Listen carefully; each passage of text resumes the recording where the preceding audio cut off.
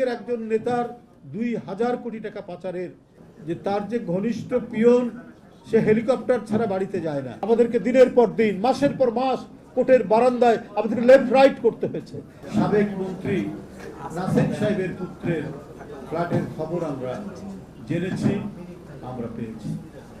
আমরা পেয়েছি আওয়ামী লীগের একজন এমপি এবং মন্ত্রী তার 250 মিলিয়ন পাউন্ডের কয়েকটি বাড়ি লন্ডন ইংল্যান্ডের বিভিন্ন জায়গায় ছড়িয়ে পড়েছে, যেটা আন্তর্জাতিক গণমাধ্যমে থেকে আমরা পেয়েছি। এটা অত্যন্ত সত্য ঘটনা, এটা আমরা বানিয়ে বলছি, ডকুমেন্ট সহ এসেছে। সামান্য একটি ঘটনার কথা বললাম। যিনি ইংল্যান্ডে রাজনীতি করেন শেখ পরিবারের, তিনিও শেখ হাসিনা এবং শেখ পরিবারের যে চেতনা, দেশের মানুষের কথা বলে দেশের মানুষের পকেট কেটে বাইরে পাচার করা, সেখান থেকে তিনিও মুক্ত নন। টিউলিপ সিদ্দিকী, তিনি ইংল্যান্ডের এমপি। সেখানে একজন রাজনীতিবিদ বা এমপির দুর্নীতি করা যে কত বড় মহাপাপ দেশে দুনিয়াতে প্রশ্নই আসে না। সেইখানে তার ফ্ল্যাট একজন ব্যবসায়ী ঘনিষ্ঠ শেখ হাসিনার, সে গিয়ে দিয়ে এসছে, এবং নিজে যে ফ্ল্যাটটি থাকতেন সেটি তার বোনের, সেখানে তিনি উঠেছিলেন, তার ফ্ল্যাটটিও রয়েছে। আর কত গল্পের কথা বলব। তার বিয়াই, তার মামাতো ভাই, তার খালাতো ভাই, তার চাচাতো ভাই, এরা ছিল বাংলাদেশের এক একটি জেলার এক একজন আমির, এক একজন সুলতান হয়ে উঠেছিল। ছাত্রলীগের একজন নেতার ২,০০০ কোটি টাকা পাচারের ঘটনার কথা আপনারা জানেন, তাও আবার ডিস্ট্রিক্ট পর্যায়ের নেতা, কেন্দ্রীয় নেতা না, জেলা পর্যায়ের একজন নেতার ২,০০০ কোটি টাকা শেখ হাসিনার আমলেই প্রকাশিত হচ্ছে।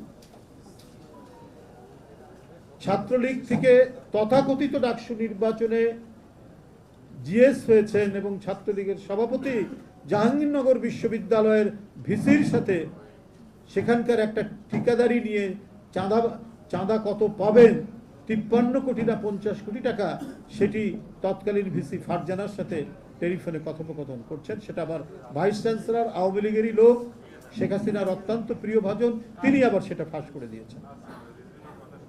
এই রাজত্বের মধ্যেই হ্যাঁ, আপনি চিন্তা করতে পারেন, শেখ হাসিনা গর্ব করে বলেন যে তার যে ঘনিষ্ঠ পিয়ন সে হেলিকপ্টার ছাড়া বাড়িতে যায় না। এটা দুঃখ করে আফসোস করে না, এই কথাটা বলে তিনি ভিতরে ভিতরে গর্ব করছেন। ৪০০ কোটি টাকা তার সেটা প্রধানমন্ত্রী নিজে বলছেন। শেখ হাসিনার ঘনিষ্ঠ এস আলম তার বাড়ির একজন কাজের লোকের নামে তার লুট করে নেওয়া একটি ব্যাংক থেকে, সেটাও বোধহয় ২-৩ হাজার কোটি টাকার নিচে না, তাকে ঋণ দিয়ে দেওয়া হয়েছে তার নামে।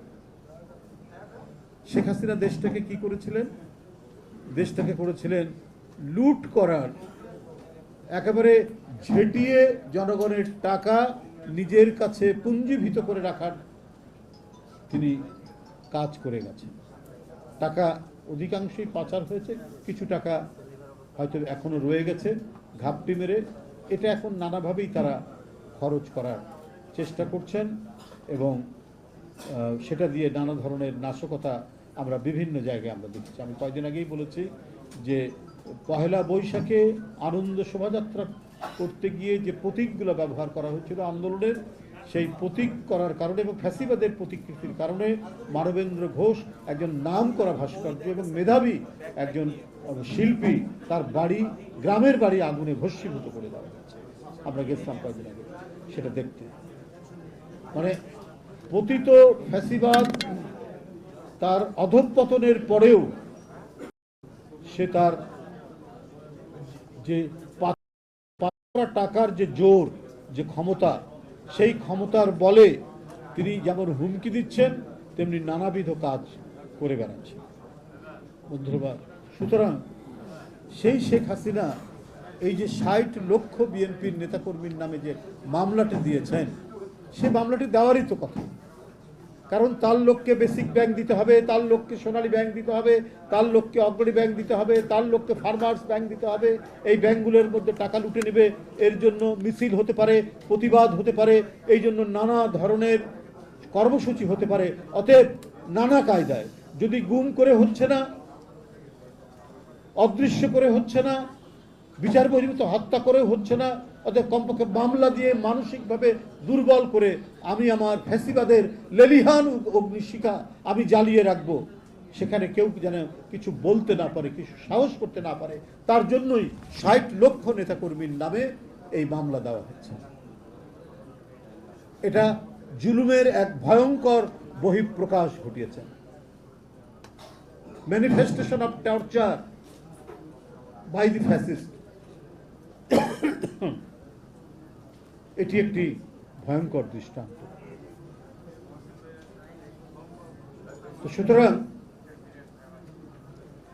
এই আমার এখন কথা হচ্ছে, শেখ হাসিনা ৫ তারিখে পতন হতে চলে গেছে। এখন মোটামুটি ভাবে ৮ মাস হয়ে যাচ্ছে অন্তর্বর্তীকালীন সরকারের রাজত্ব চলছে। যে সরকারের আমরা চাই সমালোচনা করি, আবার সমর্থনও করছি, যে সরকারের অধীনে সবকিছু ঠিকঠাক চলবে। একটা যে অবাধ এবং সুষ্ঠু নির্বাচন শেখ হাসিনা আত্মসাৎ করে এটা অদৃশ্য করে দেওয়ার চেষ্টা করেছেন, সেটিকে পুনঃপ্রবর্তন করবেন ডক্টর ইউনূস সাহেব। এটাই জনগণের প্রত্যাশা, এটাই জনগণ কাম্য করে। সেই জন্যই হচ্ছে আমাদের কথা বলা। যেটা অসীম এখানে বলেছে যে কেন এটা সুস্পষ্ট করছেন, কেন এই দ্বিধা দ্বন্দ্বের মধ্যে দোলাচ্ছেন মানুষের হৃদয়কে। পেন্ডুলামের মধ্যে ডিসেম্বর না জুন এর মধ্যে দোল খাচ্ছে কেন, এটা সুস্পষ্ট করুন। এটা কথা বলতেই পারে। আর আমরা যেটা বলতে চাই যে ৬০ লক্ষ মামলা, আমি জানি না যে আমাদের মামলা প্রত্যাহার হয়েছে কিনা। প্রায় উকিল খবর দেয় কালকে কিন্তু আসবেন, আজকে একটা মামলা উঠতে পারে। কেন আজকে আমাদেরকে দিনের পর দিন, মাসের পর মাস কোর্টের বারান্দায় আমাদেরকে লেফট রাইট করতে হয়েছে, আমাদেরকে কুইক মার্চ করে ওখানে হাঁটাহাঁটি করতে হচ্ছে, নির্মমভাবে আমাদেরকে এজলাসের মধ্যে দাঁড় করে রেখেছে। ম্যাজিস্ট্রেট যে আমার ছোট ভাইয়ের চেয়ে ছোট ভাই, তার কি নির্মম নিষ্ঠুরতা। সে আমাদেরকে, যদি আমরা বেঞ্চে বসি, সে ধমক দিয়ে বলতো যে কাঠগোড়ায় বসা।